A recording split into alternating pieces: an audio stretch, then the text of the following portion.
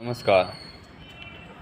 कांग्रेस आज संसद में इस तरह हंगामा खड़ा कर रही है कि ये राज्यसभा के अध्यक्ष को भी बोलना पड़ रहा है कि ये विपक्ष का ये इतना हंगामा सही नहीं है। मतलब कि इस तरह गिर जाना विपक्ष का सही नहीं है कि अपनी नीति अपनी सरकार किसी और की है, चलापन और रहे हैं। तो ये थोड़ी है सरकार जिसकी होगी वही चला पाएगा उसे। ये थोड़ी है कि तुम विपक्ष में बैठ के बस हु हल्ला करके और बस अपनी बात मनवाओ। अरे भाई, तुम्हारा हक है सवाल पूछने का, सवाल पूछो। हंगामा क्यों खड़ा कर रहे हो देश के सामने?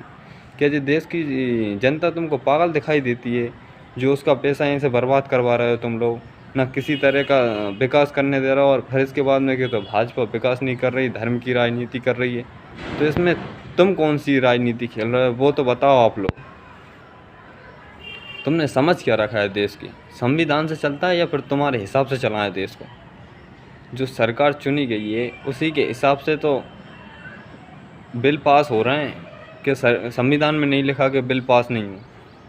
इनका मेन मुद्दा है कि किसी न किसी तरह जनसंख्या नियंत्रण कानून और जो मुसलमानों के लिए कष्टदायक कानून है उनको किसी तरह पारित नहीं किया जाना चाहिए। इनका मेन मकसद यही है, और ये नहीं चाहते कि मोदी जी फिर दोबारा प्रधानमंत्री बने। उनकी हर एक नीति पर ये सवाल उठाते हैं। और आज राज्यसभा में इस कदर हंगामा हुआ कि जो राज्यसभा के सभापति थे उन्होंने भी कांग्रेस को फटकार लगाई और कहा कि ये देश के लिए, ये विपक्ष के लिए सही नहीं है, इससे देश में बहुत बुरा असर पड़ेगा। लेकिन कांग्रेस इतनी ढीठ हो गई है कि अपनी राजनीति चमकाने के लिए किसी भी हद तक गिरने को तैयार है।